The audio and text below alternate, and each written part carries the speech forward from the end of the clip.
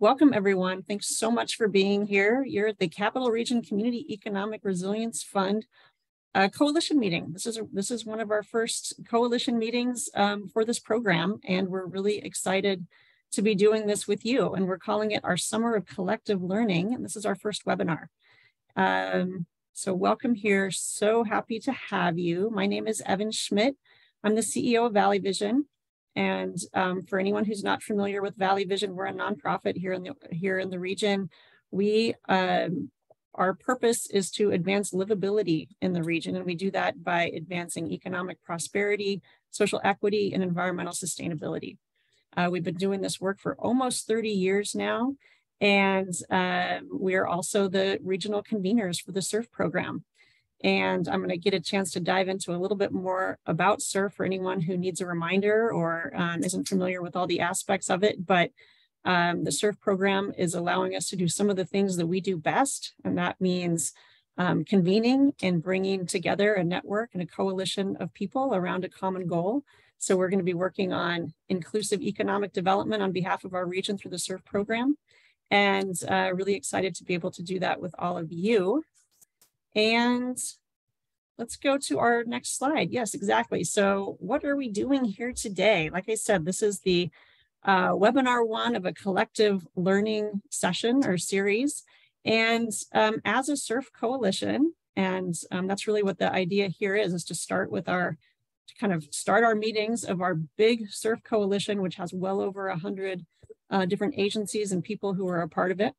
But as we do this work together, we want to establish a common knowledge base around inclusive economic development. So really think together as a coalition, how do we advance inclusive economic development? What does it mean? What does it mean for our region? And what do we want to do about it? So that's a big piece of starting that journey together today. We want to provide updates about the CERF program and our region's efforts. So this is a brand new program. It's brand new for Valley Vision. It's brand new for our region, brand new for the state. So we're just getting into the work, and we want to be with all of you as we do that and continue to inform you and engage you in the work that's going on. And then finally, we want to share information that's needed to gear up for increasing activities over the coming months. So like I said, it's a brand new program. We're just getting started, and we're really anticipating a real increase in activity over the next few months. So I want to make sure that you're aware of that, and we're creating and you're thinking about different ways of getting engaged in that. Let's go to the next slide, please.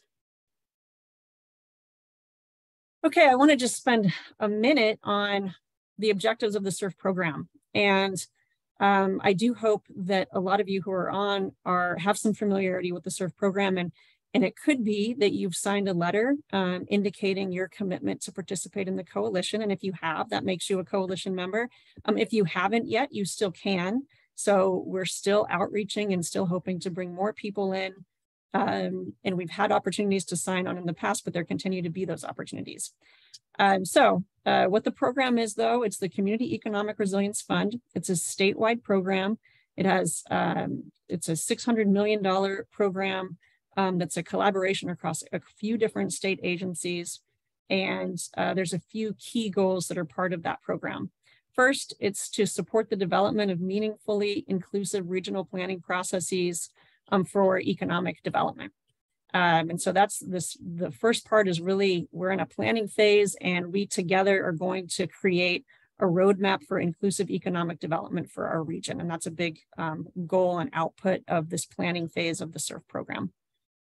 There's some key goals and strategies that we have to meet as part of this program, and that is advancing equitable opportunities to access and create high quality jobs.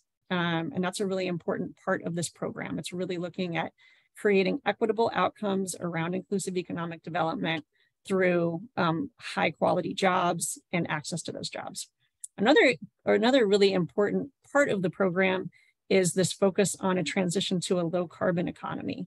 So looking at creating just what I said, kind of equitable access to high quality jobs that is really focused on our low carbon economy. We're in a transition point in our economy when we think about opportunities around low carbon jobs. And we want to, as we move forward, we want to create different types of opportunities. We don't want to replicate the mistakes of the past. We want to do this in a different way. And this program is really designed to help us do that. Finally, the last of the objectives that I'll talk about right now is using the CERF program to create bigger outcomes for our region. So the CERF program itself is a really robust program. Like I said, it's a statewide, it's a $600 million program, but we will be successful if we're opening up different doors and new doors and leveraging the CERF opportunity to do even bigger things. So that means access a wider array of funding opportunities, as well as building up our own regional capacity to advance big equity-driven initiatives in our region around economic development. Just talk a little bit about our timeline. As I mentioned, for the CERF program, right now we're in the planning phase. So the planning phase is that piece that we're creating that investment strategy. We are coming together as a coalition, and we're really anchored around equitable opportunity and access to high quality jobs. So the planning phase started in March. So that was when the CERF program really kicked off in our region, and it runs through June 2024. And so we have a pretty short period of time to do a lot of work to plan our vision for the region. As part of the CERF program, the state created 13 different regions around throughout California. We are one of those regions. We're the capital region. We have 8 counties in our region. I think we have a map of that coming up, but we are one of those regional collaboratives, and our coalition will represent the capital region. And the planning phase precedes the implementation phase, and so the idea is the plans that we create are connected to a fund to help support implementation of those high priorities. So there's $100 million across the 13 regions to help support implementation. So that's one of the things that we're building up towards. And there's also the Catalyst Fund program. And what I'm describing on the implementation phase, as well as the Catalyst Fund program, are new aspects of the CERF program. And we're actually going to have some of our state partners here to talk about that. So I'll leave most of the detail to that, but all this to say is that the planning phase is really the first piece of a much bigger program to help create outcomes and build capacity for our region around inclusive economic development. So to speak just a little bit more about the planning phase, and here's that list of geography that I referenced. So we're one of 13 regions. Our region has $5 million as part of this planning, or to support our planning phase. Our 8-county region consists of Colusa, El Dorado, Nevada, Placer, Sacramento, Sutter, Yolo, and Yuba counties. And in this slide really reflects the 2 main goals of our planning phase. First is to create our regional collaborative, which is all of you. It is a key part of that we're representative of a really diverse set of community members and stakeholders across our region, and some of those categories are listed here. And then second is to work with the collaborative to create our regional economic plan. And that's our big investment strategy for the region around inclusive economic development. And that's what is to be wrapped up in the June 2024 timeframe. All right, and with that, we have a very short video to show from Congressman Bera. Congressman Bera is a long-term supporter of many things, but the 2 things that I'll mention that are really supportive of this program. First is regionalism. So really operating as a region in order to maximize the opportunities, the impact, and kind of our profile in the state and in our country. So I know Congressman Bera always speaks to the benefit of acting as a region. And then finally, this idea of kind of equity-centered economic development and economic growth. The Congressman's a long-term supporter of that for our region. So with that, I'm going to cue up the video that we have from Congressman Bera. Hi, I'm Congressman Ami Bera, and I want to thank Valley Vision for its leadership in the Sacramento region, for its ability to bring together disparate groups to address issues of equity within our region, and for their kickoff of this summer of collective learning. This is a real opportunity for us to leverage CERF funds and to come together as a region, to look at the various talents and equities that we have around this region, and to leverage these as we come out of the pandemic and our recovery. So Valley Vision, thank you for the opportunity to say a few words today. Let's kick off this summer of collective learning, and let's go out there and let's make Sacramento and our region the best place to live in the United States. Awesome, that's great. And I really thank the Congressman for that and his office who is represented here today. So with that, I'm really excited to turn to the first speaker that we have today. And I want to, before I do want to go back to this emphasis of collective learning together as a coalition and make the point, if we want to do things differently than what we've done in the past, we have to learn new things together and learn new ways to think about things like inclusive economic development, new ways to work with each other, and new ways to get to the big impact that we hope to get to with a program like CERF. And so to do that, we have to set our common vision around a common set of goals. And we couldn't have somebody better than Dr. Manuel Pastor here to help us kind of set the tone and start to think about how we want to define inclusive economic development for our region. Dr. Manuel Pastor is a distinguished professor of sociology and American studies and ethnicity at the University of Southern California. He directs the Equity Research Institute at the same place. He holds a PhD from the University of Massachusetts and has just so many leadership positions that it would be difficult for me to name them all. I'll also say that he is a very accomplished author.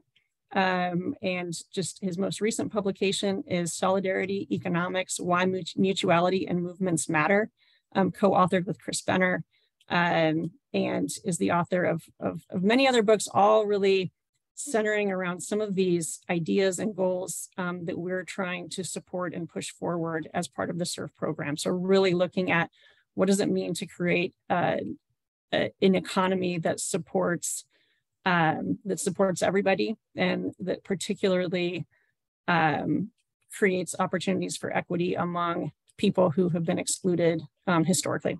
So I really want to thank Manuel Pastor for being here, and I'll turn it over to you for your comments. Great. Well, I'm glad to be with you today, and I'm going to go ahead and share my screen, because what economist could have a full life without a PowerPoint?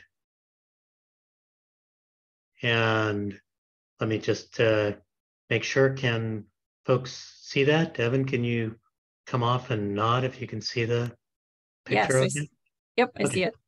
Okay, so great to be with you. I'm going to talk a little bit about the issues that Evan mentioned.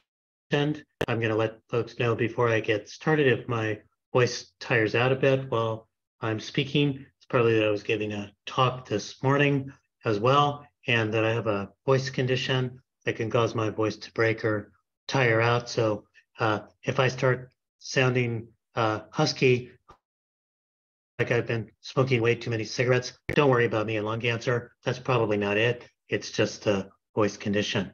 So we have been through a very difficult time over the last couple of years with the COVID crisis, from which we seem to finally be emerging. Now, the thing though about COVID is that in many ways it was the disease that revealed our illnesses as a society. It illustrated the racial wealth gap, such that some folks had no cushion at all on which to survive when our economy collapsed. It revealed inequities in healthcare. It revealed the racial characteristics of the digital divide.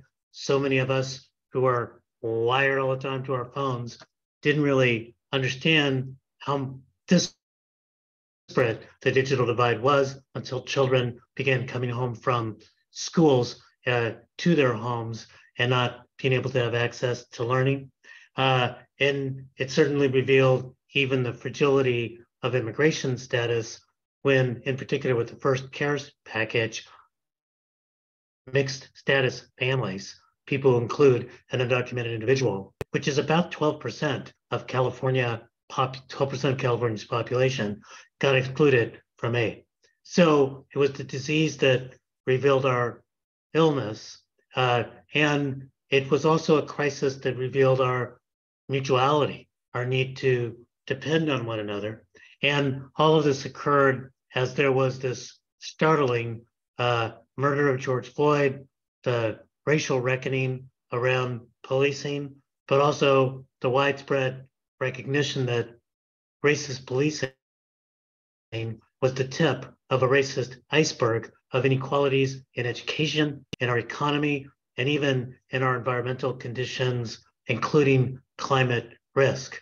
So we have been in a very interesting moment of realization and of potential transformation, and a sort of recognition that there's no going back to an economy than a normal that did not work for so many. And that what we need is not a recovery to what we had before, but a reimagination and restructuring that both tackles the level of inequality, but then builds on the mutuality, builds on our commonality, our common destiny. And that, I think, is in many ways what the CERF program is all about. It's born of this moment, and it's trying to point us to a very different way of doing business, an exciting way of doing business as regions, as peoples, as the state of California. So what does that very different future look like? To me, there are three elements.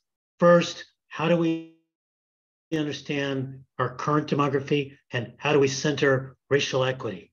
Second, how do we tell a new economic story and devise new economic policy that builds on our commonalities and can become common sense? And third, and this is what CERF is all about, how do we commit to one common ground? What I mean by that is that often when we try to find where we agree, we go to the lowest common denominator, the thing that we can all agree on without arguing. Uncommon common ground is what are the difficult and courageous conversations we need to have to be able to get to higher common ground, understanding where the investments need to occur that might be differential to reduce educational disparities, how it is that we choose economic clusters that can deliver more opportunity, even if they're not the fastest growth clusters.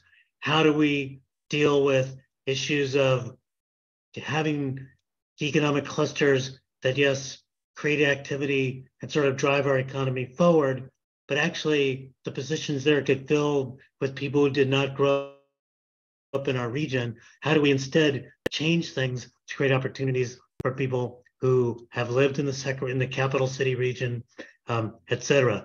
These are difficult questions. They require difficult conversations. How do we commit to those conversations? It's important to think about CERF as a planning process, but CERF is also the creation of a dialogue amongst our different regions in the state of California. So let's start with this first piece on demography. Now, when most people think about demographic change, what they are imagining is ethnic change, and certainly that's been part of the story of the United States, and we'll see in a minute of California. So this shows you where the United States is heading into the year 2050. You can see that by the year about 2044, 2045, the US will become majority people of color. That is, it will be minority white. Now, this is something which has created a great deal of fear on the part of some in the United States, and you can see the political reaction to that going on. It's also created for some a sense of delight. For someone like me who lives in Los Angeles that became majority people of color in 1988, all I can think of is, great, Korean taco trucks. The rest of the United States is going to be able to experience that. How wonderful will that be? But what is interesting about this demographic change is that we've actually sort of been through it in the state of California. If you look at the demographic change between 2000 and 2050, in which the United States goes from being about 69% non-Hispanic white to about 48% non-Hispanic white, that 50 years is basically the change that California went through between 1980 and 2000. California was America fast forward. And as you can see that for California, really, our demographic change going forward is slowing down. And you'll see why in just a minute. That is, we're going to become slightly more Latino, slightly more Asian, slightly less non-Hispanic white, but really our demographic change is, in terms of ethnicity, is slowing down. What does that look like in the Sacramento metropolitan region, which is most of the capital city CERF, not all of it, but most of it? You can see that your demographic change will continue, but then compared to the rest of the state, you're going to be more white, less Latino, those are really the two big characteristics. You will and do have a sizable Native American population. If you look at how that looks geographically, this is just a zoom in on Sacramento County. We can do more for the capital city region generally, but you can see that Sacramento County, 1990, the gray dots are the white population, lots of gray dots in Sacramento County, clustering of Black and Latino dots, basically in West Sacramento area. As you move to the year 2020, there's a big spread of the population, and the spread of that population, particularly population of color, is more all over the county. So we've often thought about demographic change as being something that occurs just in our big cities, but it's something that's occurring all over our metropolitan regions, and particularly in our suburbs. Now, if you look at another aspect of this, the shift in immigrants, one thing that I think is really important when we're thinking about demography is that there's a tendency when we think about demography to think about it the way we often think about change, which is to take the past and straight line project it into the future. And one of the things about demographic change is that it's not like that. It's a little bit like the mistakes people make when they take what's happened, for example, with the warming of the planet in the past that's been slow, and imagine that it will have modest impacts. But if we go up a couple more degrees, it will have huge impacts on our weather. That is, taking the past and projecting it straight line forward is not the same thing as future casting and understanding the changes that are taking place. So it's easy to think about California as being a highly immigrant state. And the reason why is that in the 1970s and 1980s, fully half of all immigrants coming into the United States located in California. In fact, in the 1970s and 1980s, fully 1/4 of all the immigrants coming to the United States located in Los Angeles County, where I live. So huge changes. But what people then imagine is that that's what's going to continue to occur in the future. What this shows you is the share of immigrants in the United States that live in California. And in 1990, about 1/3 of all immigrants lived in California. Now it's less than 1/4. That's big change. Why is that? High housing costs in the state, just like people are being forced into inland California because of high housing costs, they're being forced out of state. But also now that other immigrants are going to other states, there's a migrant trail that people can follow straight to Atlanta or even Salt Lake City, which is slated to become majority people of color by the year 2035, largely because of Latino and Black, mostly African immigrants. So the other thing that you can see is that even as the United States has seen its share of immigrants continue to increase slightly, that's actually tapering off in the state of California. In Los Angeles County, where I live, the share of immigrants has actually declined. Interestingly, in Sacramento, immigrants are continuing to rise as a share of the population. Again, a lot of that, housing prices, might be stinging to you all, but if you're in the Bay Area or in Los Angeles, those housing prices do look attractive. And so share of immigrants going up.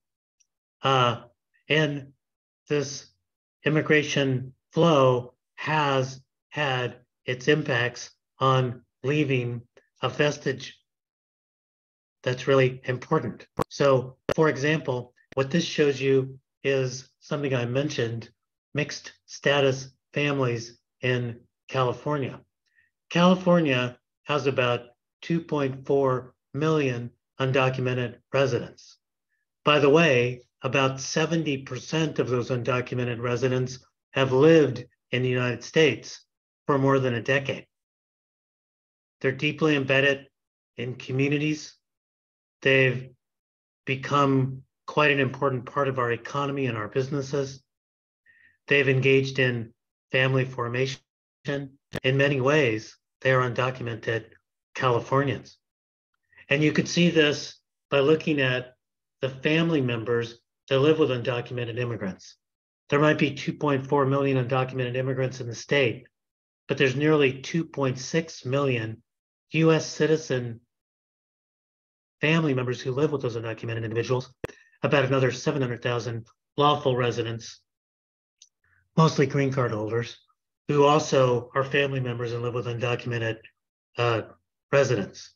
Why is this important, particularly in a changing region like the Sacramento metropolitan region with the 4 additional counties that are part of the capital city CERF region? Is that any programs you think about which wind up excluding undocumented residents are actually cutting off a huge share of the population.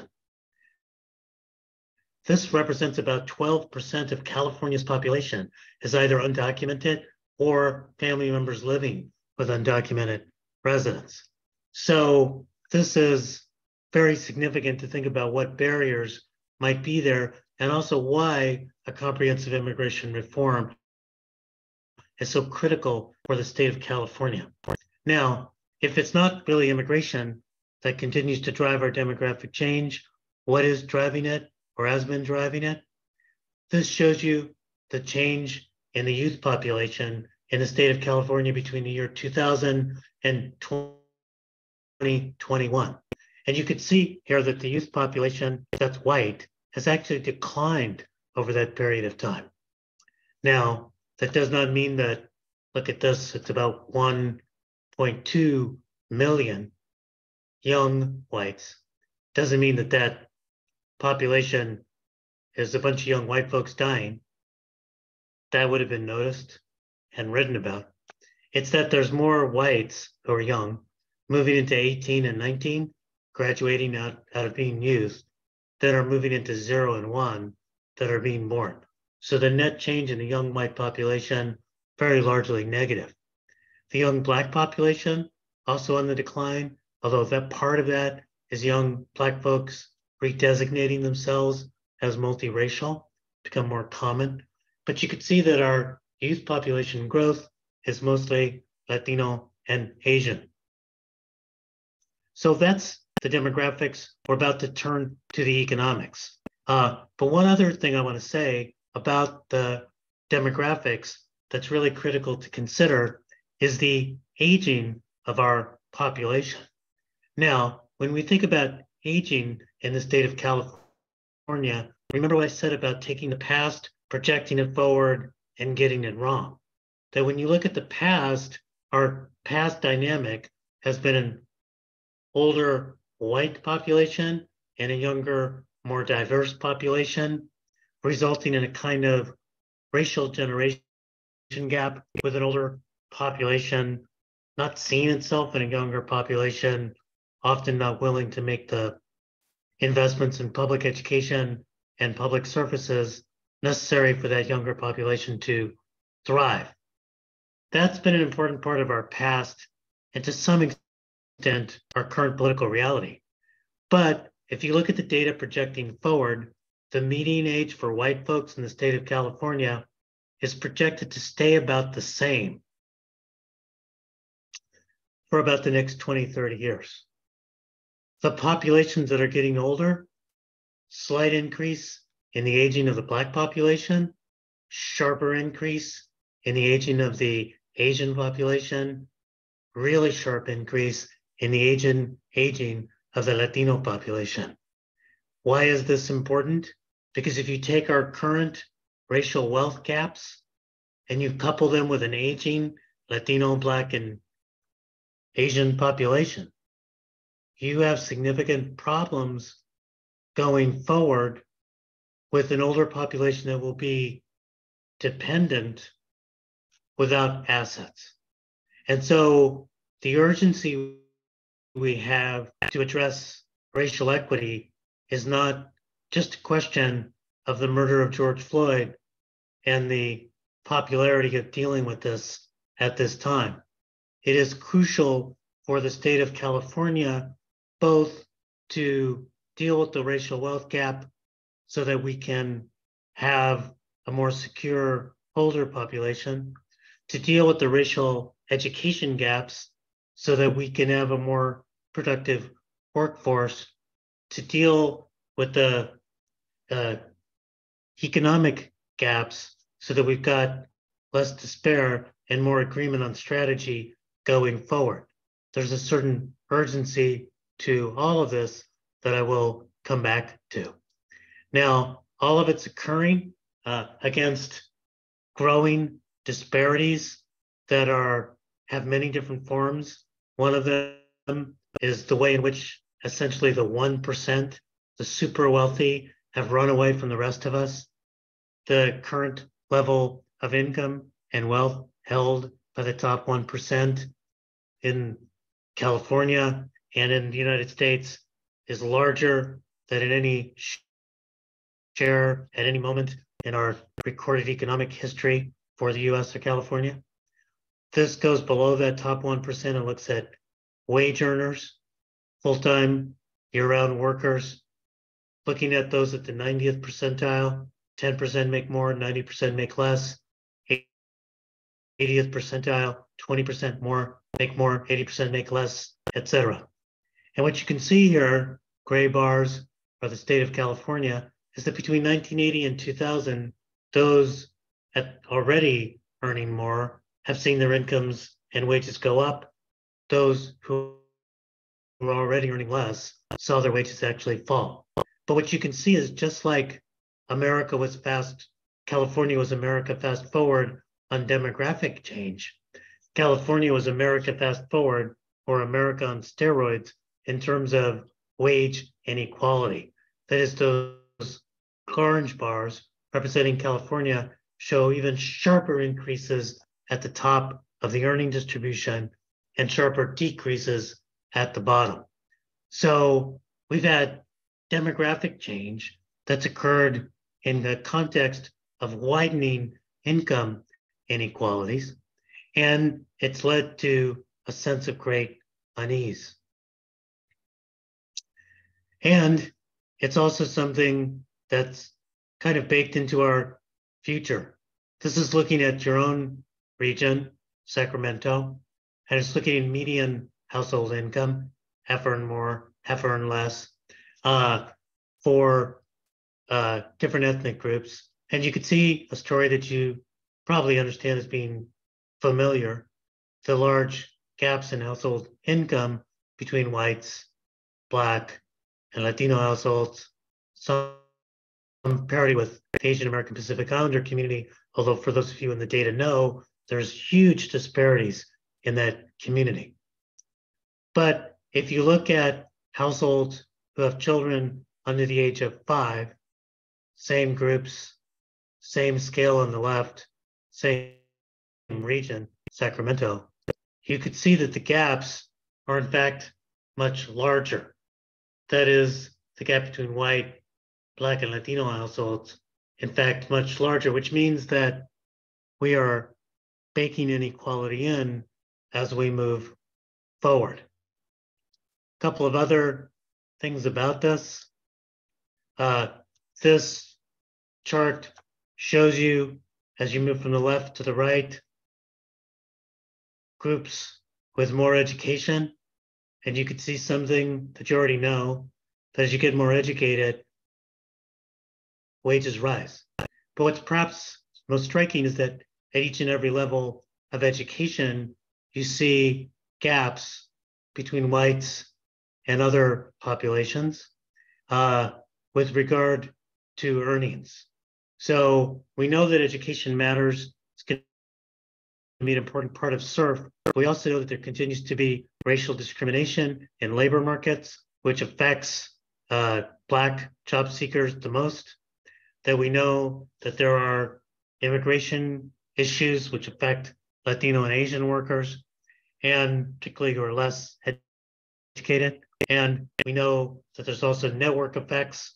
And so part of what any workforce development program needs to do is not just education, but trying to deal with status issues, trying to deal with labor market discrimination, trying to deal with networks.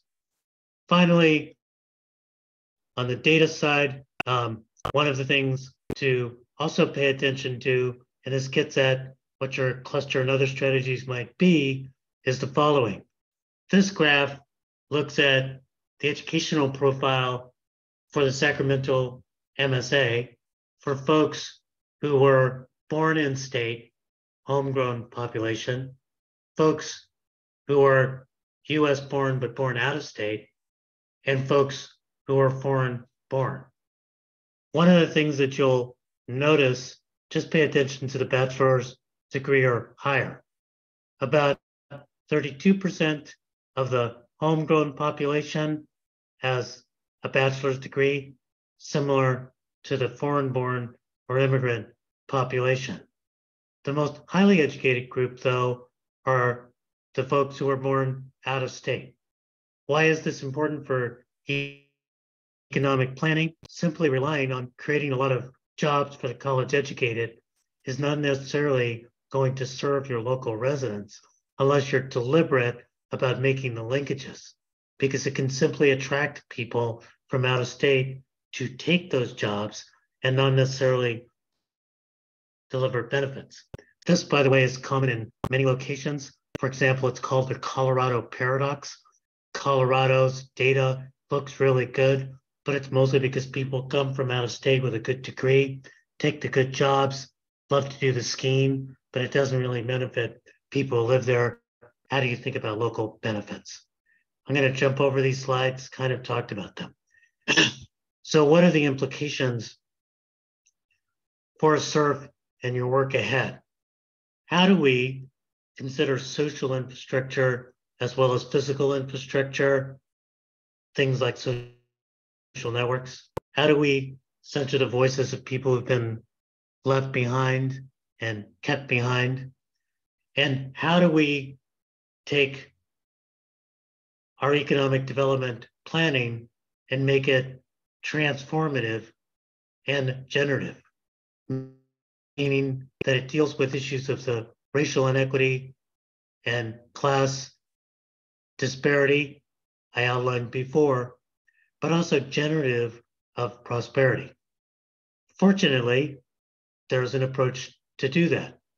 And that approach is captured in this book that Evan was so kind to mention, Solidarity Economics. Now, for those of you who've written the book, wonderful thing about a book is that when you first get it, it actually has like a new book smell, kind of like a new car smell. It's freshly printed. It's very exciting. You're really thrilled. And then you realize, as I did, that you could have said everything in the 300 pages that comprise the book in 3 sentences. So let me save you a little time and share those 3 sentences. By the way, you can buy the book, which you should, but you can also download the book for free at this website, solidarityeconomics.org. And you can also download a comic book version of the book in either English or Spanish that you can use for popular education with community members that you're trying to bring into the CERF process. So what are the three main points of the book? First, and you may have noticed it in my speaking, that we should stop talking about the economy and start talking about our economy. When we say the economy, it makes it sound like a set of rules out there given by God, nature, or the market, when in fact, the rules about economic relations are often made by us. It is we who choose how to protect property rights. It is we who choose whether to provide social housing. It is we who choose what kind of safety net, educational system, et cetera, we do and invest in to propel our economy forward. And when we say our economy, we see ourselves in it as actors as well as beneficiaries. Second big message of the book is about mutuality. Here, I think the fundamental lesson is the following. I am lucky enough, Evan mentioned, to have an endowed chair at USC. And they literally give you a chair. It's pretty exciting. You can sit in it. But an endowed chair is also money. So we run a postdoc program, have public events, etc. And I once asked the guy whose money pays for the chair, really like this guy, kind of conservative, right of center, Republican business person. How did you become so wealthy? And he said something very profound. He said, well, I treated my customers right. I treated my workers right. I treated my suppliers right. And the business did well. One of the things we know is that when you treat people fairly, your business prospers. And one of the things that we somehow fail to grasp at the level of our economy as a whole is that when we treat people fairly, our economy prospers. We've done a lot of research looking at these issues, and regions that in fact reduce income disparities, racial disparities, and racial divides in terms of geographic separations are able to sustain economic growth over a longer period of time, generate more sustainable growth. And it just makes sense. We often talk about equity as just fairness or justice, and believe me, I have morals. I think we should do it for just justice reasons.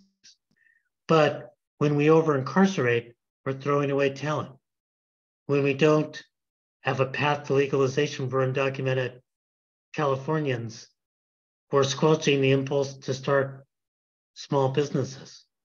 When we underinvest in education, we don't have, and it's racially disparate, we don't have the productive workers we need to propel our economy going forward. So I think one thing I hope you really take away in the CERF planning is that equity isn't just an afterthought, and it isn't just something you do for a feel-good reason. It's actually generative of prosperity if we look for those sweet spots to where there's a win-win.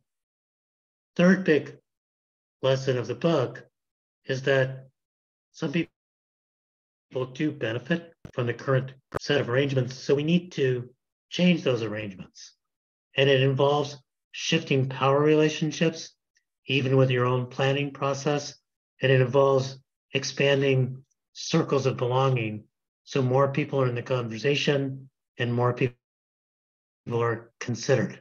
So what does this solidarity economics frame help us see? I'll go through these very quickly and provide these slides and more to Valley Vision to share.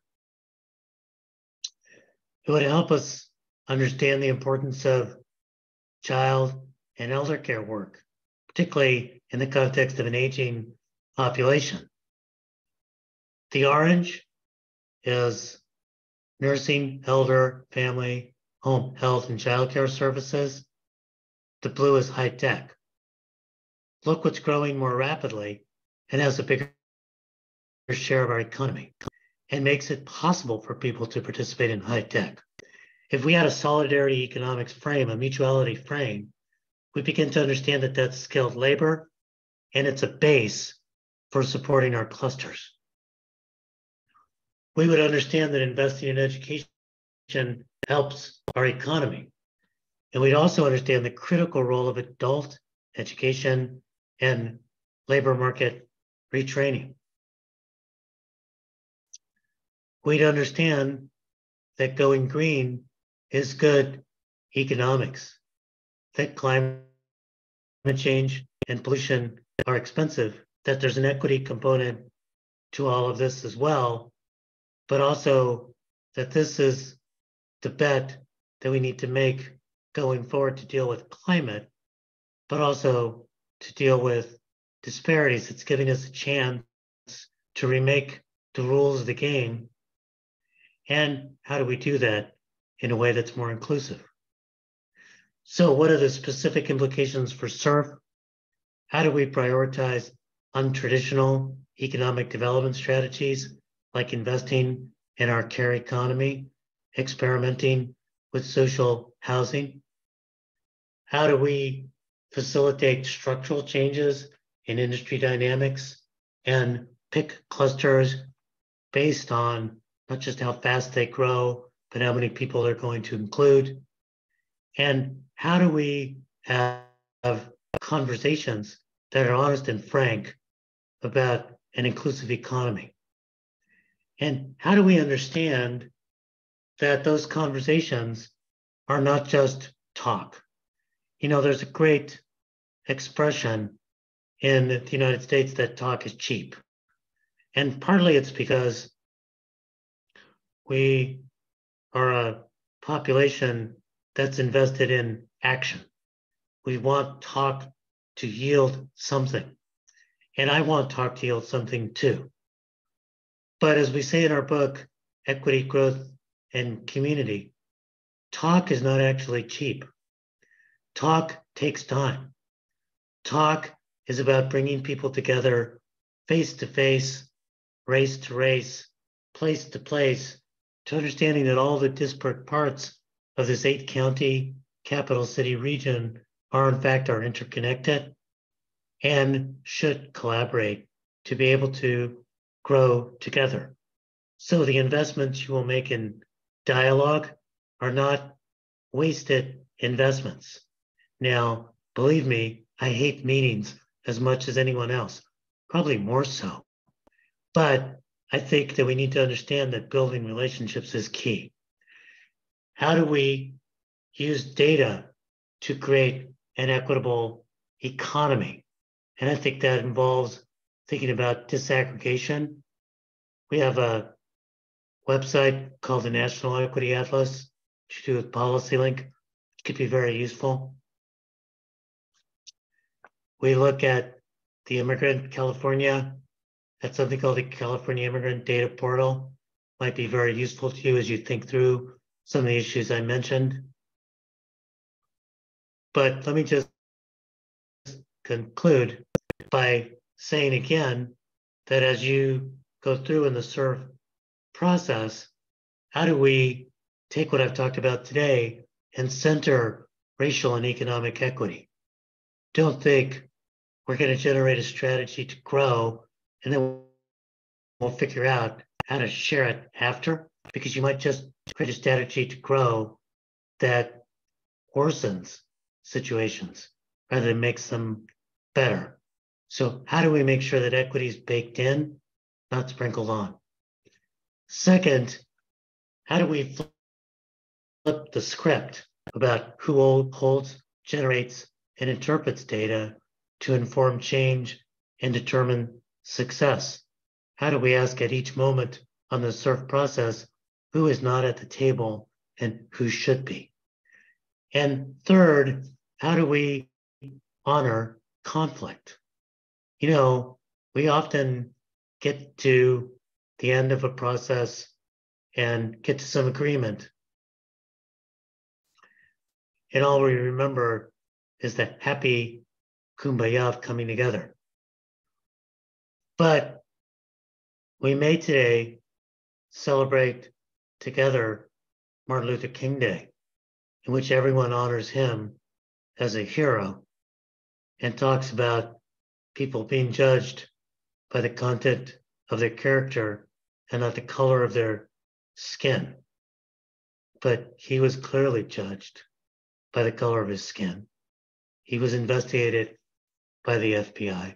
He was viewed as a controversial and conflictual figure, both by those who oppose change and those who want change to come more slowly.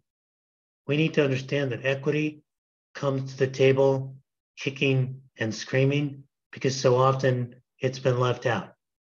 And what we should be thinking about is how do we engaged in the kind of conflict and contention that actually winds up yielding not the lowest common denominator, but the uncommon common ground.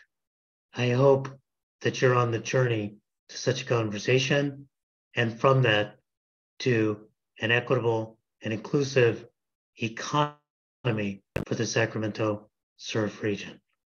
Let me stop the share and turn things back to, I think, Evan.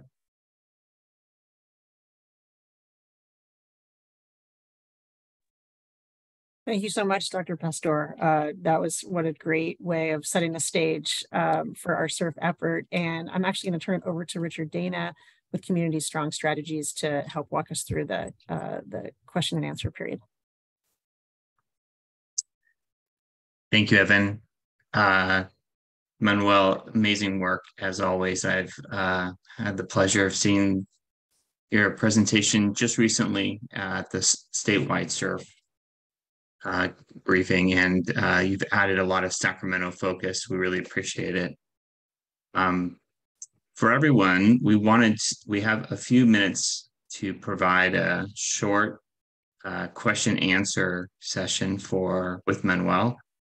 And I can see lots of stuff coming in. What we will do for sure is try to bundle the questions together as best as possible. And if we miss any, I'm sure we'll be able to bug Manuel a little bit later and see if we can get some thoughts from him and perspective as we move ahead. So a couple questions that have sort of popped up already that I want to just throw out to you, Manuel, is, wanting to see if you're familiar with circular economics, the consideration of community-driven solutions that utilize local community talent to then in turn build out and create creative circular economy pushes sustainability, right? How does what you've presented, your work, how does this help? How can we use circular economics and dive through this as we consider some of the inequalities and gaps that we're seeing today? Thanks. Great question. There's a related question in the chat as well. And I think the way I would think of it, so circular economy means some of what you're saying, Richard, is about how do we circulate opportunities within communities. It's also about how do we make sure that our environmental streams are complete so that we're recycling and reusing and sort of investing back into our planet. And, I think that the thing that I would lift up that we're trying to stress is what's our connection with one another and how do we establish a broader sense of belonging.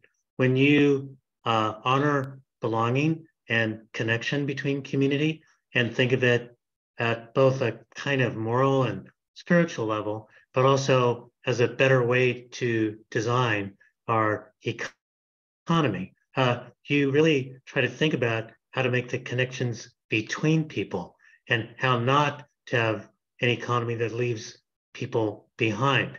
And I think that when you do that, you necessarily think about how do you circulate the benefits to a local economy, which is what I was trying to point out with those educational disparities about folks from out of state. Bless them, but we want to make sure some of those opportunities go to people who've maybe suffered through the hard times here. And also, how do we honor our planet? Because I think some of the reason why we don't deal with the climate is because it's easy to think, well, I'll be dead, and therefore all those climate problems, they're going to be someone else's. Plus, there's one thing I didn't mention that's in the slides that you'll see. There's some really interesting research, which basically shows the following. Where there's a lot of environmental disparity, there's just worse environmental conditions overall. When you think you can put it in someone else's backyard, you just get more of it. So one of the things I think that's really crucial is that environmental justice is also not a secondary issue. It's actually climate justice is one clear approach to dealing with climate equity. Give you a really clear example. It's wonderful when someone like me buys an EV because, and by the way, all we own now are EVs, because what I replaced was my Toyota Prius hybrid with an EV, so I reduced my impact on the planet. Be much better if a low-income person with a gas guzzler, because that's all they could afford, got a low-cost EV. Because that would actually really reduce the impact on the climate even more. Or if mass public transit was available. So we think of equity stuff as secondary, when in fact it can be primary or one route to achieving our goals. Which gets to the other question here about just transition. I think that's a really good framework. I think it's really important to center the justice in the transition. And then when we do that, we would think about not just the people losing their jobs in, say, coal or oil in a place like Bakersfield, but also the people who never had jobs in the first place.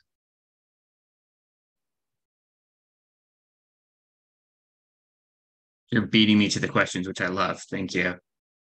Just to note to everybody, I have seen a couple questions about whether the slide deck will be shared, and Manuel has graciously agreed to share the slide deck. We will be sending that out. Valley Vision will be sending that out following the presentation, following the meeting here, the webinar. I've seen a couple questions, Manuel, in relation to some of the barriers that we're facing. And CERF creates a great opportunity, but it doesn't create all the answers. Barriers from people being able to participate. One of the questions in here is related to being able to participate in workforce credit type of work, opportunity zone kind of credits and such. But at the local level, what are some of the things we need to address in order to be able to actually create a equity-based economic system out in Sacramento region? What are some of the local policies we should be focusing on, or things we can work?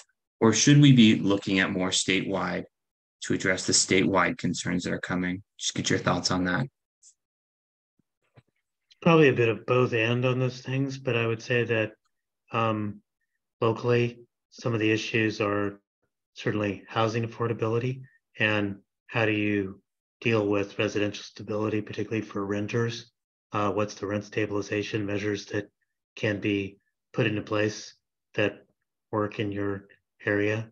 I think transit is, of course, very important, making sure people can get to jobs that will be generated. On the workforce development side, I think one of the big things is continuing to invest in your community college system and devising programs that work for people who are already working, meaning how's it a lot more nighttime classes and a lot more part-time journeys so people who need to can continue to work. Where is the need for childcare in that mix to make sure that people who have complicated lives can bring their children to Bera to this? And then finally, easy enough to generate the data for your region as well. But one of the things that's a bit of a longer term investment is how do you deal with the consistent digital divide that leaves some populations outside of our economy and actually outside of civic life. And some of that's about the pipes, which I feel like we focus a lot on getting broadband to communities, but a lot of it's about cost, and a lot of it's about community level training so that people can actually be able to effectively use the internet for job training, for job search, etc. Thank you.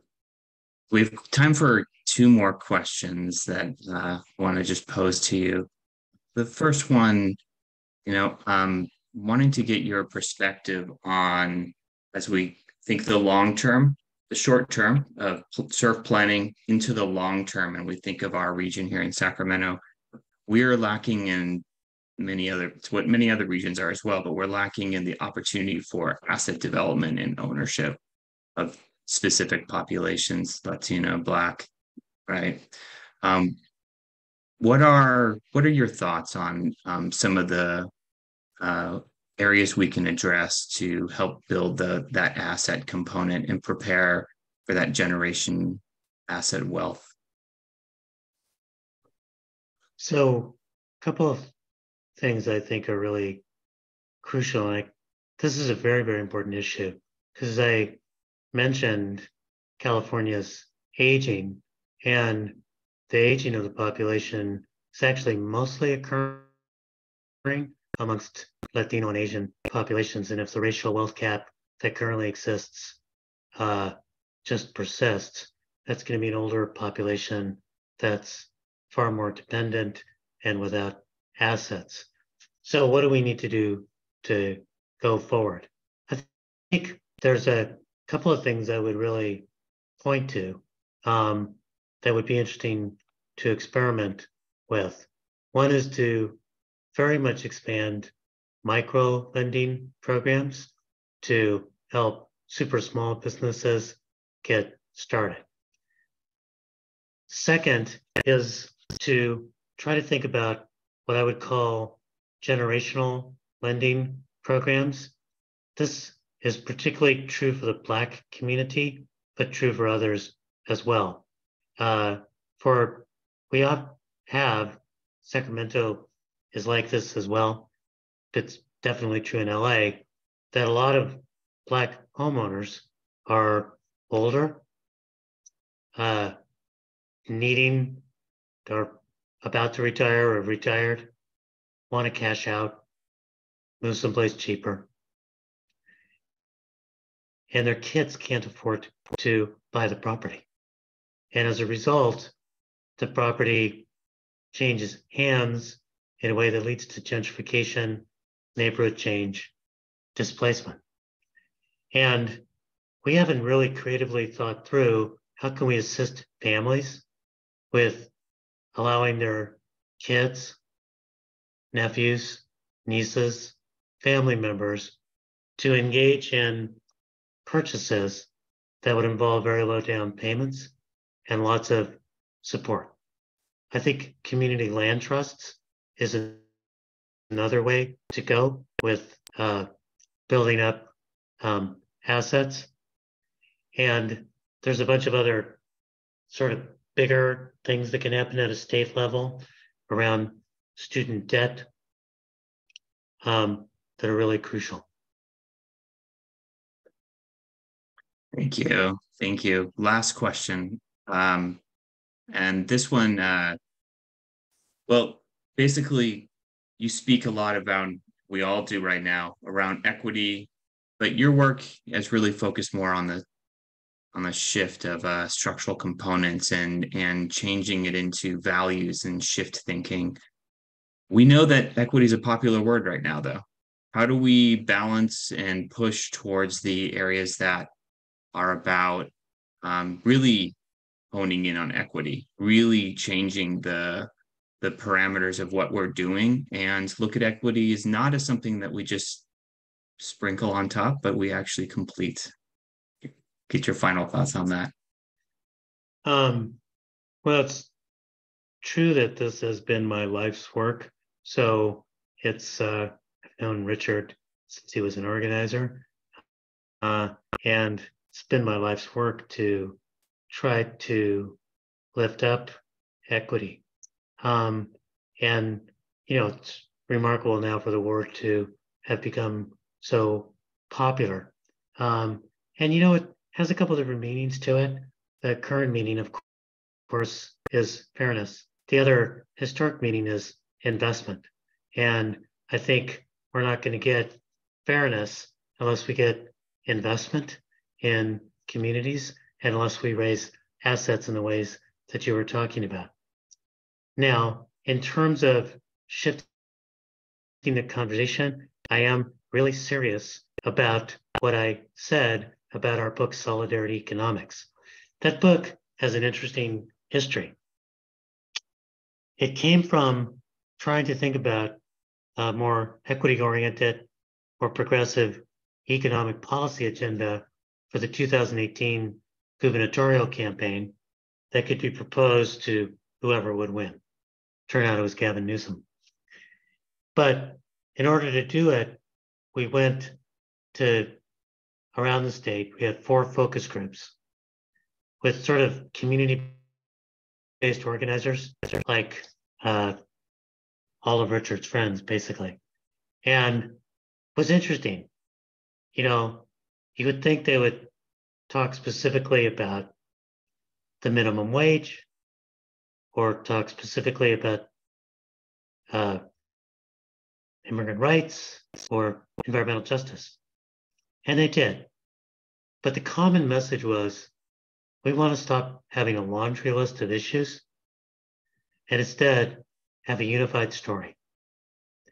And it's that set of conversations that gave birth to the book Solidarity Economics, which has 3 key lessons. I hope you take them. Stop talking about the economy. Always talk about our economy. Completely shifts the way you think. Stop talking about equity as just fairness. Talk about mutuality as connected to prosperity. Third, don't shy away from conflict. Don't think that the way we get to equity is simply by saying, okay, we know George Floyd got murdered. We had those tough conversations. Now let's be polite to each other as we go forward. Conflict, pushing against one another, it's part of growing. I had a wonderful experience this morning. I gave a talk in Alameda, and what it reminded me of was that I got married in Alameda 42 years ago, coming up on my 42nd wedding anniversary. And that reminded me that my wife and I have enjoyed the good times, and we've learned from the tough times. And it's made us stronger, the tough times. The good times have brought us joy.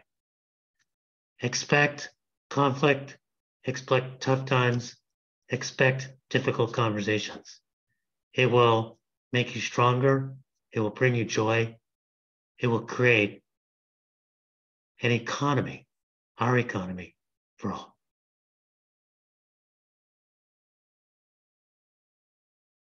Thank you, Manuel. Yes, we have known each other for quite some time. Once an organizer, always an organizer. Once a fighter for equity, always a fighter for equity. We appreciate you so much. And if you didn't get a chance to look at the chat, you would see all the love that was showered towards you for this amazing presentation, and just want to celebrate you and thank you for being here with us today to kick off our CERF launch work with the knowledge that you bring to the table around inclusive economies. Thank you.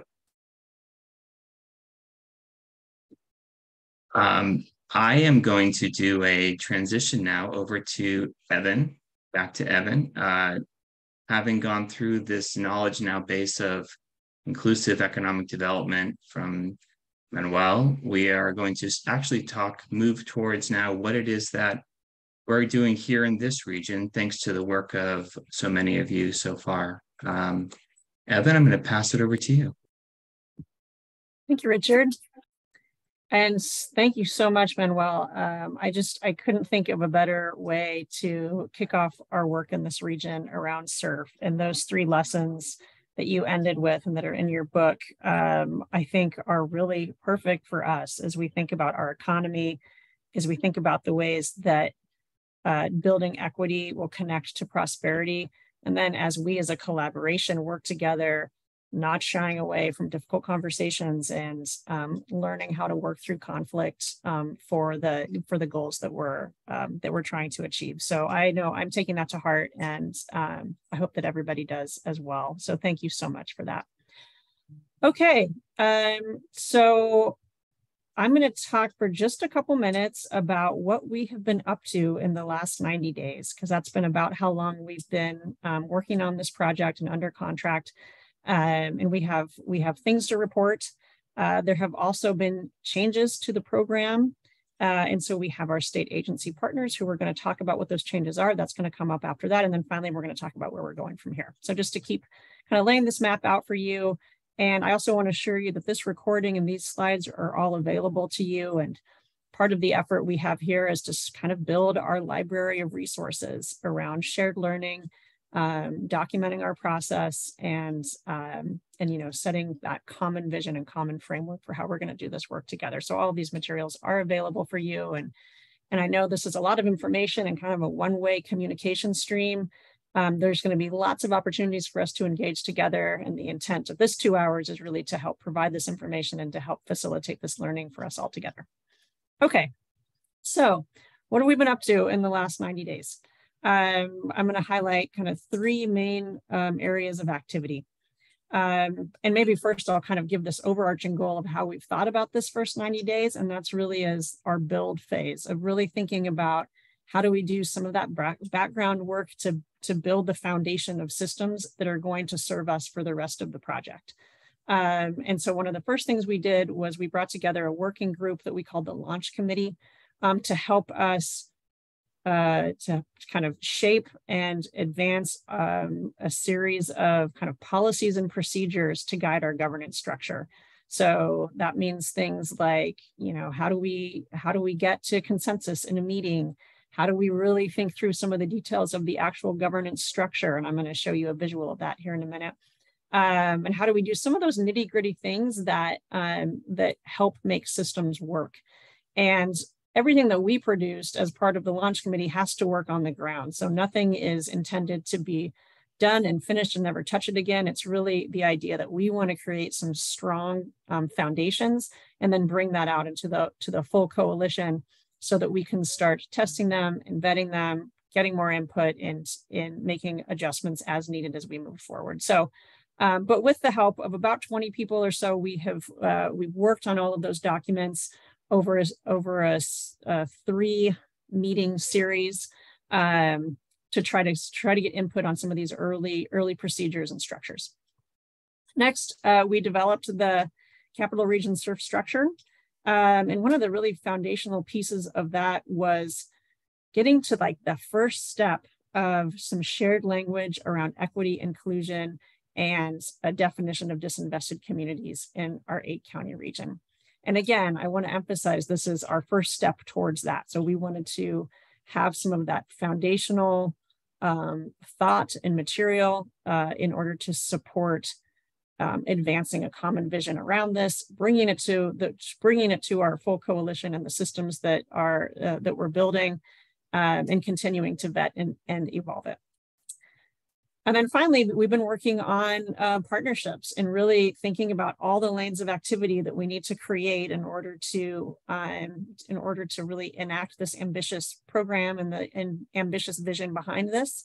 And that has meant bringing partners in. So first, we put out a series of RFPs. The first one was on a lead research partner. We have a whole body of research products that have been defined by the state that we need to have in really by the end of the summer, at least in draft form.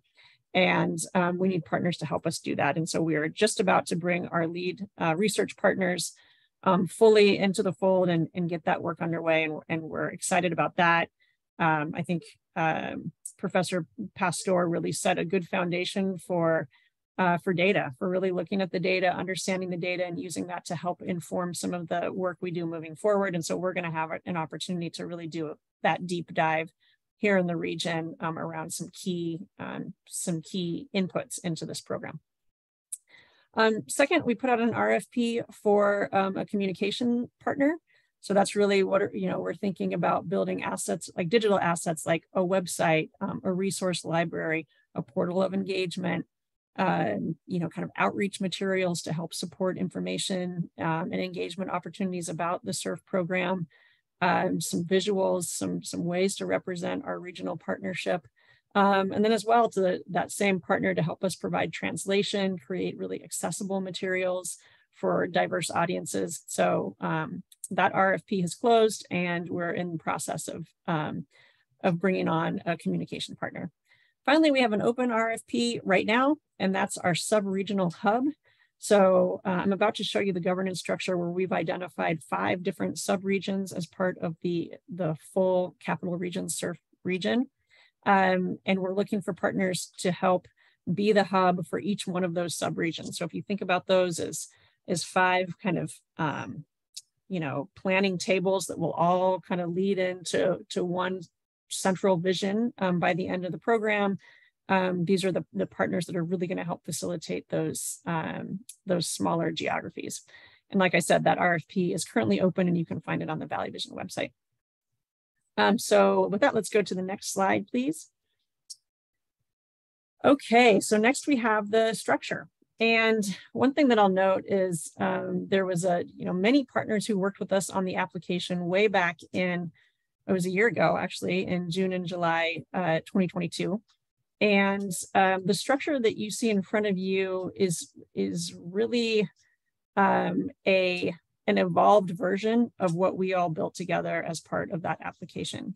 So you look right in the center and you see it says collaborative, and that's this group right now. That's the large Higher Roads Transition Collaborative. That's kind of our main body of those that are committed in supporting the program. In these orange circles around it, that's where you see these sub-regional committees coming into play. And all of these support that collaborative. And so the sub-regional committees that are named here is Colusa, Tahoe, the Tahoe region, or the Tahoe sub-region, as well as Nevada County, Sacramento and Yolo counties, Yuba and Sutter counties, and Placer and El Dorado counties. And so these sub-regional committees, like I said, really help support the collaborative overall. Underneath the collaborative, you see the Leadership Council. This is a group that has not yet been formulated. We're slating this for a little bit later in the fall after our sub-regional tables who have had time to form themselves and have some people that kind of come in and want to really champion and really want to lean into this opportunity. We'll be working on the Leadership Council in that context a little bit later down the line. But that'll be an important body that kind of helps provide steering committee and decision-making functionality on behalf of the collaborative as a whole. Underneath that, you see Valley Vision. We're the regional convener and the fiscal agent, and we're really here to help support this container. So as the convener, we help staff all of the committees that are created. We help do things like this, like create opportunities for learning together, bringing the collaborative together, and supporting all the partnerships and deliverables and functions that need to be carried out as part of the program. We're really everything's resting on a set of shared values. And with our ad hoc committee, we started to think through how do we want to really define equity in this context. So we came up with at least the beginning part of how we formulate that is a series of statements that would say our process is inclusive when, and our outcomes are equitable when. And so really thinking on the process side, when we actively involve divergent voices and those that are often least engaged through accessible opportunities and decision-making that influence, that are in the decision-making process with influence that is valued, appreciated, and encouraged. And our outcomes are equitable when we have eliminated the disproportionality of economic disparities of historically disinvested communities and populations across the capital region. So again, these are things to be tested on the ground, but this is kind of where we're starting with as we think about those shared values And then I really want to emphasize, you kind of see the sun rays coming up, and then the communications and exchange network, as well as the training research and resource center. That's a little bit of what we're doing here today. This is kind of that resource center and that idea of shared learning together. And that really infuses everything that we're doing throughout the entire structure. And let's go to the next slide. Okay, so that's a little bit about our 90 days. I know there's probably questions about that. You can always feel free to follow up with us. I'm going to talk a little bit later on the line about what's coming next, so you'll see the variety of other ways to get engaged and continue to kind of walk through this line with us. But those are our activities so far. I am excited now to introduce Jesus Salazar and Matt Phillips, both working through the Governor's Office of Planning and Research, very engaged in the CERF program. They've been some of our key contacts and some of the key strategic thinkers behind this program. And they're going to talk us through some of the changes to the CERF program. So Matt and Jesus, welcome, and thanks for being here. Evan, thank you so much. Hello, everybody. My name is Jesus Salazar. I'm a senior program analyst working on the CERF team under OPR. Before I pass it off to my colleague, Matt, I just want to say how excited and how proud we are to see the process that the Capital Region has been able to do. When we set out to create this program, this is the kind of process and collaboration we hope to see. So we're just extremely excited for the Capital Region to implement this process. So thank you so much for your efforts, and we continue to partner with you all. And yes, there has been some changes with our program, and I'll go ahead and let my colleague Matt introduce himself and go over a little bit about that specific change. At the end of our presentation, we'll be available to answer questions, because I know a lot of you have a lot of questions related to the current proposal, which is called the Catalyst Fund. Thanks so much, Jesus. I just want to echo Jesus. It's really great to be here, and thank you all so much for inviting us into your space. I am Matt Phillips. I am a senior program analyst on the CERF team at the Governor's Office of Planning and Research. I'm also the point person for the regions in Southern California. So the Capital Region is not one of my regions, but it's been really nice to sit through learn about the structure that you all have, which is really impressive. And so I just want to, kudos to the whole team and to the whole HRTC for developing such an awesome and inclusive process. I'm going to talk today about the Catalyst program, which is an allocation of funds for regions to start doing sort of pre-development projects. So I'm going to go through basically why the state is recommending this change to the funding allocation, and then how it's going to work, and then a little bit about our timeline and next steps. And I'm happy to answer questions at the end. So the main question that people want to hear about is why is the Catalyst program being proposed? And so to give you a sense, the Catalyst program is an allocation of funds to take about $340 million from the implementation pot and allocate it towards this Catalyst program to fund pre-development activities. So the point of this is to basically bridge the gap between the planning and implementation phases of CERF. We know that a lot of regions and a lot of communities across California, in particular disinvested communities, don't have a lot of projects that are sort of ready to go, and shovel ready is the term that maybe most of you are familiar with, but that are really able to access additional federal and state and private grant opportunities. Because most of those grants want to see projects that are ready to go. They want to see something that can lead to a ribbon cutting really quickly, put a shovel in the ground, something like that. What we're trying to do is really push the CERF mission forward to be a catalytic program for the entire state. And by investing in projects from the start to the finish, from the exploratory phase to the implementation of the project, we think that we'll be able to catalyze more investment across the state and also to deliver on CERF's core priorities and goals. So CERF also has some timeline constraints, which I'm sure you're all aware of and feeling as well. We have a timeline constraint from the CERF legislation, SB 162, that all of the CERF funding has to be expended by the end of 2026, which only leaves about 2 years for projects for the implementation phase to open up, and then for the implementation to fund projects to completion before the timing runs out. So the Catalyst Fund will help us ensure that the CERF funding is expended in a timely fashion and that all of it gets expended, and also that the funding will reach communities sooner. Instead of waiting for the end of the implementation phase to see the funds start, hitting the ground, funding will become available right as the planning phase is wrapping up. We also think that we'll be able to prepare more CERF-style projects, and this is more projects developed at the HRTC level, and therefore more projects developed by and for disinvested communities. Because of the nature of the short timeline of the implementation phase, it's kind of unlikely that, or regions may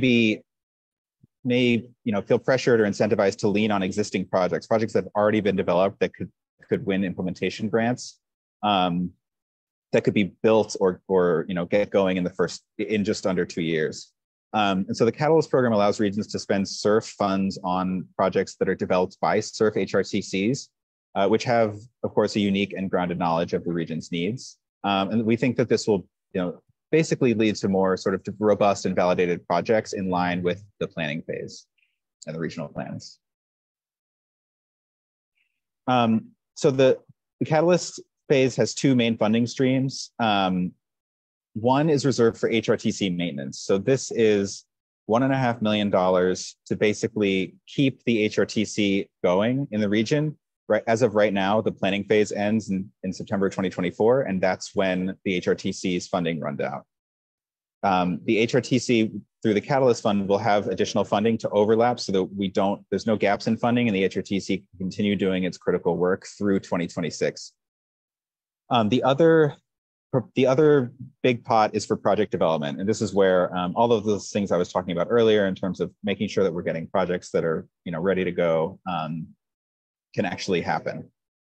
We have a set of sort of these 5 buckets of funding that we're looking for, and the reason we're proposing these buckets is because these are things that we know lead to positive economic development strategies in across the state. So one is a careers coordinator or an industry lead. That will be basically an entity that will serve to sort of connect the industries that the HRTC prioritizes through the regional plans that the HRTC wants to invest in, and workforce development and businesses and sort of training partnerships, building that ecosystem in the region around this industry that we're trying to nurture, that the regions want to nurture through the HRTC and the regional plans. Another bucket is a community asset survey, which basically allows communities to say, what assets do we have right now that could be useful for economic development and that could fit with the plan we're developing? Is it an old warehouse or maybe a building that could be used for a community center, things like that, parcels of land or other things that could be used as a community asset that exists and that could be just sort of retrofitted or worked into the regional plans. There's also a proposed revolving loan fund, which we've seen has great outcomes for equity across the state. And then I'm just going to skip to the end on anchor institutions. This funding would be allocated by the HRTC to institutions in a region that are really sort of critical drivers of the local economy and that are at risk of failing or at risk of leaving the region. And so this would be a dedicated funding stream to basically work with those entities to figure out, how can they stay, how can they continue to provide high road jobs in the region. The last stream is the biggest. It's a project investment stream. And so this would allocate $15 million to each region to invest in projects that would, either from that are exploratory in nature. So this is something that the HRTC, through the regional planning process came up with and said, oh, this would be a great idea if our region had this. We can start investing in that through Catalyst. In implementation, that's likely not the kind of project we'd be able to fund because it wouldn't be ready to go, and the funding might not get expensed by the end of the CERF timeline. So this is a chance to fund those kinds of exploratory projects, as well as these what we're calling last mile projects. Last mile projects are projects that need, maybe have to clear one additional hurdle before they're ready to go. So maybe it's acquiring an additional permit, doing one more environmental assessment, undergoing a final community engagement or community sort of ground truthing process, things like that. Those last mile projects could then be funded through the implementation phase. They could also seek additional funding streams elsewhere. There are so many additional funding streams out there right now from the federal government, other state climate equity and jobs grants, as well as there's always local and private funding available. And we really think that these types of investments will position regions to compete for those fundings, which are often nationwide or statewide, really, really well into the future beyond just the lifetime of CERF. Next slide, please. I just want to give you a sense of our timeline. So right now, the regional plan part 1, which is the research phase of the regional planning process, is due August 31st. Right immediately after that, we would release the Catalyst program solicitation. That would be a competitive solicitation that would be open to the conveners and the fiscal agents. The fiscal agents will be the lead applicants for this source of funding.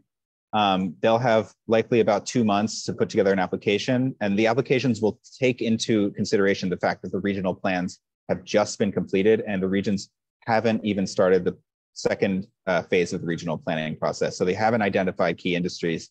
They won't have identified maybe any projects yet, but we'll make the applications lenient enough so that we're making sure that we're sort of selecting for the fact that regions haven't done those plans yet, but also that it's a competitive process and that all the funding will be allocated competitively in line with the CERF legislation. In December is when we would begin the contracting process for the Catalyst phase. And then the contracting process begins, it takes 6 months, and that's just sort of a state limitation.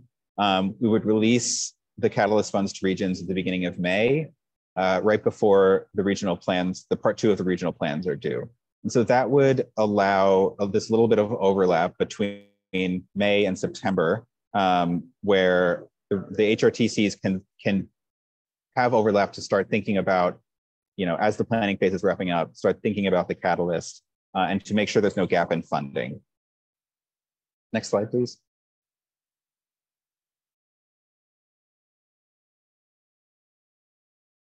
So I just want to give you a sense of the sort of inputs and outputs, and I think this can help clarify some of the timing issues as well.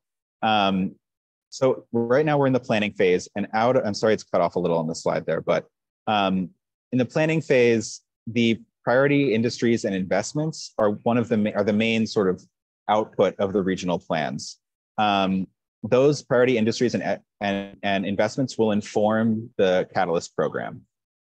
The planning phase also will come out with some ready to go projects. So these are some projects the region has already identified as like, these are ready to go. We could start these tomorrow if we had the funding, and those can be applied to the implementation phase.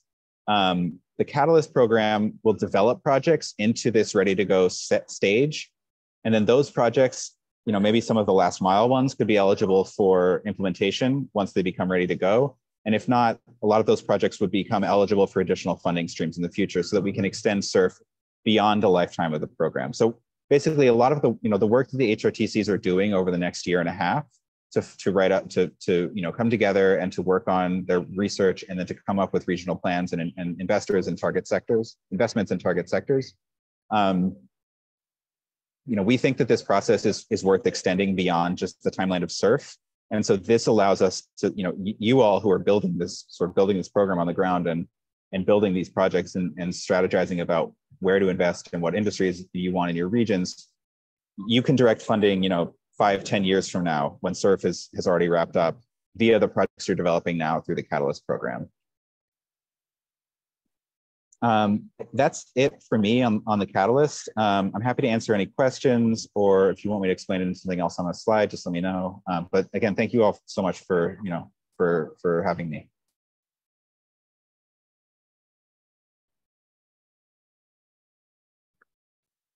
And Jesus, I think you can see some of the questions that are there in the Q&A if you and Matt want to answer a couple of those.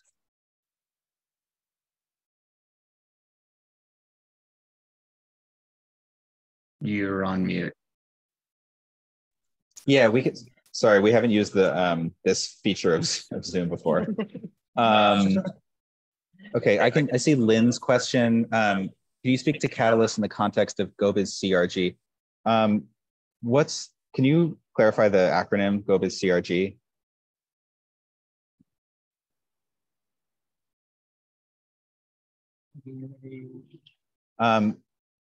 Okay, I'm going to come back to that while we're waiting. Okay, Heidi's question. So we will be competing with others in the capital region for the 15 million in project funds. Tahoe does have some ready to go projects, but I also don't want to hurt other communities in the region that may not be ready. It won't be a competition for these 15 million in funds. The HRTC will collectively develop and collectively decide on which projects you all want to spend these funds on. So it's not that, the state isn't saying we're going to have an application process where different projects have to compete within this 15 million. This is 15 million that the HRTC will have to say, what projects do we want to get started now, and what projects could we maybe finish right now that would meet our goals, meet the CERF guidelines, meet the priorities that our region has established, and that could really benefit the region as a collective entity, as the HRTC. So you guys will all be deciding on how to spend that money. It won't be the state's team.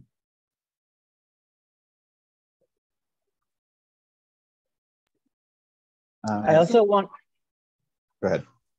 Sorry, I also want to answer Amanda's question. She wrote, who would be eligible for the Catalyst Fund? And this will be a closed solicitation, so only fiscal agents who are our current grantees in the CERF program will be eligible to apply for up to 26.5 million for their region. And up to is key there. If a region decides that they're going to take on less than 26.5, then the remaining funding amount will be reallocated to the implementation pot. But regions will have a set aside of 26.5 per region, so they will not be competing with other regions.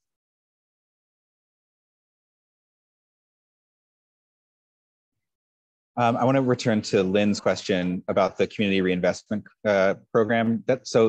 Yes, that is a great example of a program that CERF and the HRTC can leverage to use for some of these funds and potentially to sort of combine a Catalyst program project with a project that might work under this SGC program.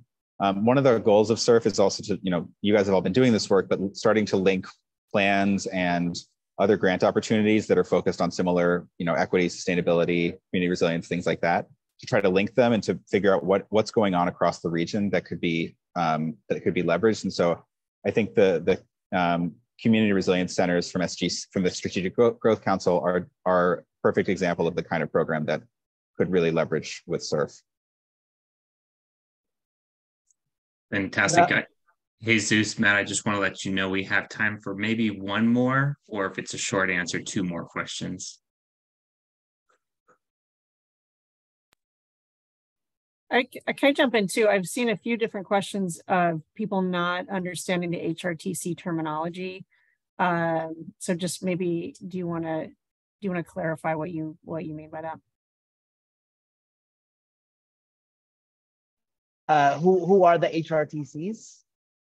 Yeah, I mean, I I think the short answer, it's this coalition, but I think we have, I think there's just a gap in the understanding of the language. Yes, absolutely. High Road Transition Collaboratives. So at the very beginning of our program, the first deliverables to create 13 regions in the state. And every region is supposed to be led by one organization or several organizations to convene and create a collaborative. And this collaborative we call the High Road Transition Collaborative. And there's 12 stakeholders that need to be part of the decision-making process in every region. That is our HRTC.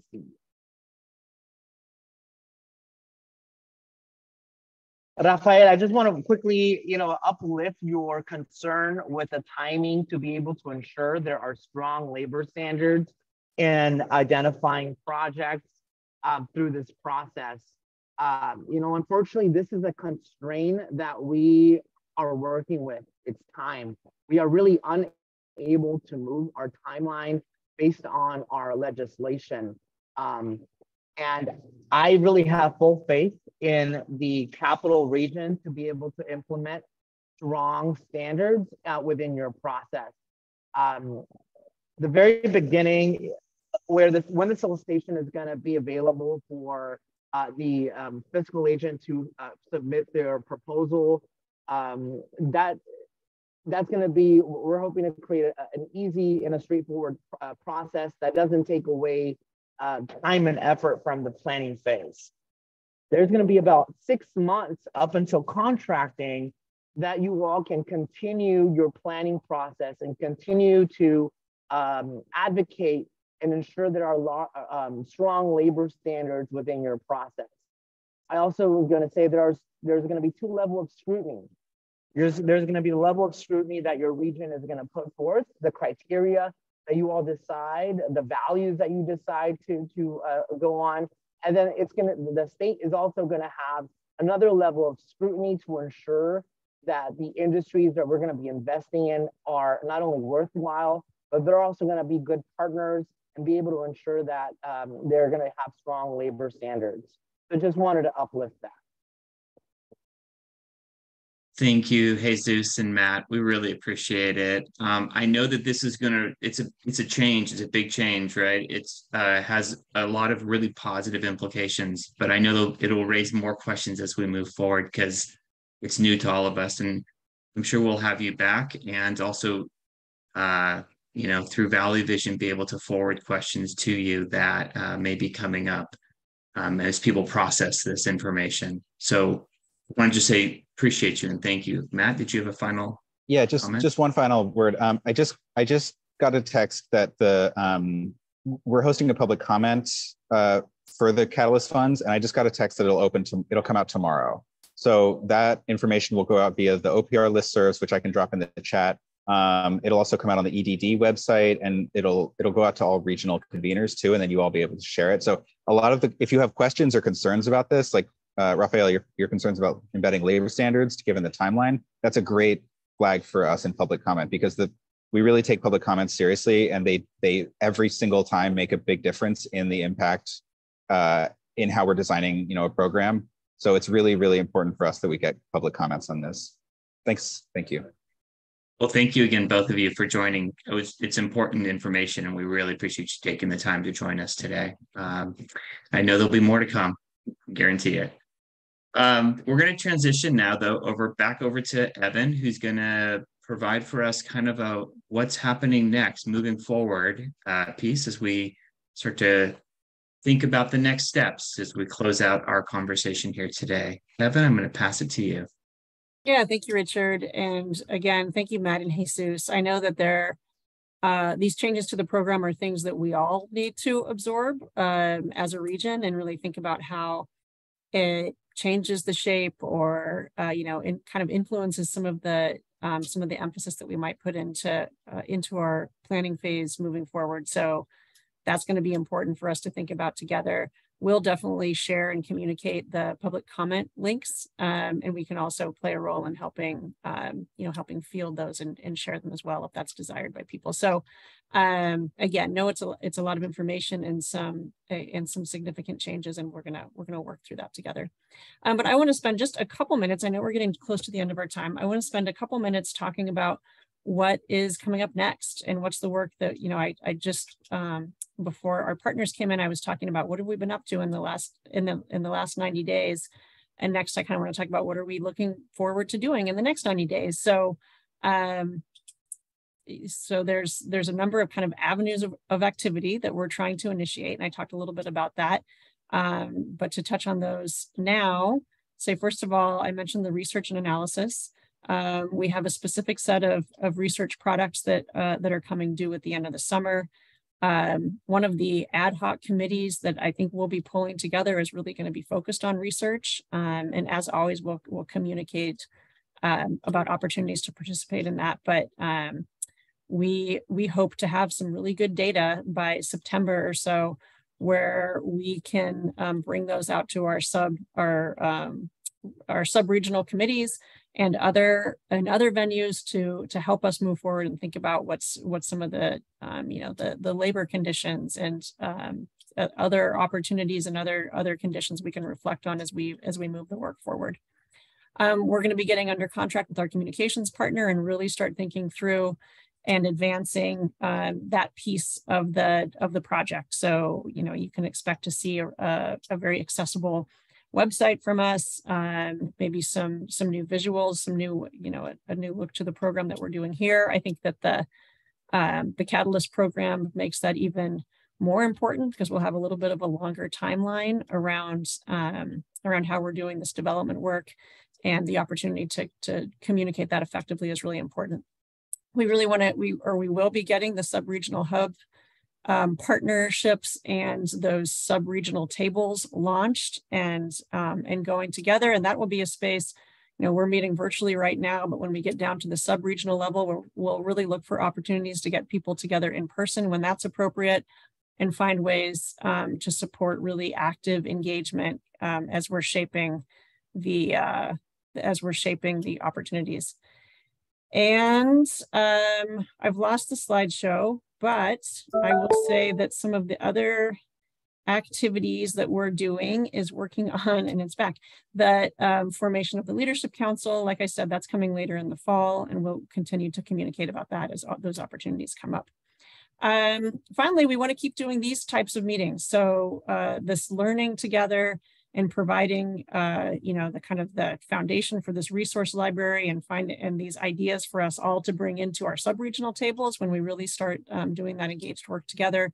We want to make sure that we're providing a good foundation of knowledge and a common vocabulary for all of us to think about inclusive economic development, low carbon economy, all of those things. So here are the dates of the next 2 collaboration meetings. Those will be virtual as well, and we're looking forward to other learning opportunities through those meetings. And so that's kind of what we're looking at in the next couple months. I think, I really want to emphasize that this work is of very significant regional importance, and we can go to the next slide. And it's important that we have the leadership in our region on board with this, championing it, and helping us really create our economy in ways that speaks to the needs of communities across the whole region. And we've had a really great champion with Supervisor Patrick Kennedy, and that's both from his seat as a supervisor for Sacramento County, but also his seat as the board chair for SACOG, for the Air District, for Sacramento Regional Transit, and other leadership positions that he holds. So Supervisor Kennedy is in a great position to have a really extensive lens of activities going on in our region and to be a really effective champion when we think of things like inclusive economic development. So I'm really happy to turn it to Supervisor Kennedy to kind of close us out and think about some of those big picture implications of the work that we're trying to accomplish here. Thank you, Evan. And as someone who just had emergency eye surgery, I appreciate the use of the word lens. Well timed. I want to thank everybody for being here today. There's still 65 people hanging on there for something that's extremely important. And I'm really excited to be a a part of what we're doing with CERF. This is a tremendous opportunity for equity-centered economic development, planning, implementation for our region. And by region, I want to emphasize how important that word is. As Evan indicated, I serve not only on the Board of Supervisors, but I'm also the chair of the Sacramento Area Council of Governments, the Regional Transit District, the Sacramento Air Employment Training Agency, the Sacramento Area Flood Control Agency, and the Air Quality Management District. And all of these organizations that I happen to be lucky enough to chair this year recognize that the issues that are of import to the community, the entire community, they don't have political boundaries. They don't follow agency rules. They impact all of us. So if we're going to do something that is sustainable, while the state did step up, and we are fortunate that they did so on the low carbon work, it's not going to happen if it's just the state. It's going to take all of us to roll up our sleeves and look at this as a region and not just a given jurisdiction. And that's the only way we're going to go out and affect and impact the lives of the people that we're here to work with. And which brings me to another case. I'm very fond of the saying, and if you know me, you hear me say it a lot, and that's, if you're not doing it with me, you're doing it to me.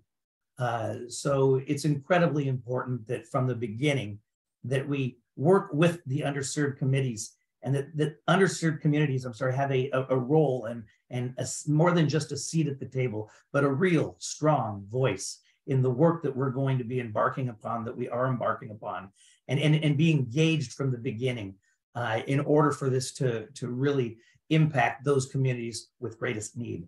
So again, I want to thank you Valley Vision for the work you're doing. This is not easy work. It's going to be a heavy lift, but it's incredibly important. And if we do this right, we won't even be talking about equity-centered economic development in 20 years from now. It will just be something we do. So thank you, Evan, for allowing me to take a few moments of your time. Thank you all for the work you do. I'm looking forward to being part of this, and you can call upon me for anything I need to do. Thank you so much, Supervisor. And I appreciate those words so much, and especially that lens of thinking 20 years in the future, that we don't have to call it out, that it's inclusive and equitable. That's just what economic development and economic growth will be. So I just love that and really appreciate your time today. Thank you. All right, folks, we're just about ready to adjourn. I want to maybe bring up our last slide where we have some contact information. And I want to also acknowledge the Valley Vision team and the Community Strong Strategies team. So we have Alana Ramsey, who's our primary contact here, and you can see her email address. So please feel free to get in touch with Alana. We also have a CERF email address that Alana has shared in the chat. We have Richard, who you've met through this webinar, also as a contact person. And then we have our supportive teams, including Darlene Meza, Christina Craner, and Bel Reyes. Really appreciate all of the work, not only on this webinar, but the work that we're doing in CERF, as well as many other supportive staff members at Valley Vision. So I want to thank you all. And I also want to thank our partners who are, first of all, here today. I want to thank everyone who's here today, but those who have been, helping through launch committee activities and other things. There's been a lot of community support already in advancing where we are now, and there's much more to go with many more people to get engaged. So I want to thank everybody so much. Hope everybody has a great afternoon, and thanks for being here. Bye-bye.